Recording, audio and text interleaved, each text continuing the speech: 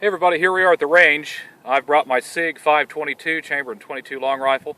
Not done a review on this yet, but I'm getting ready to on my channel, so watch for that. Takes 22 long rifle ammunition in 25 round magazines, and I am firing the Aguila high velocity 22 long rifle. This stuff is awesome. 1750 feet per second. It's a real brutal round. But there's the SIG.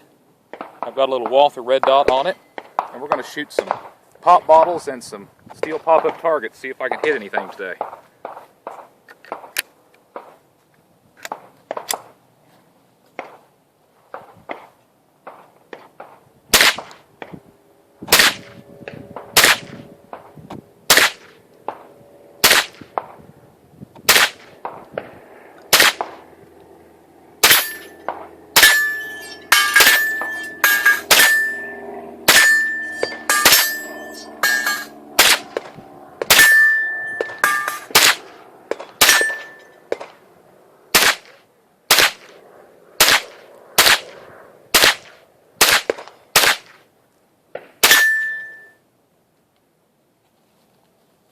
That's it.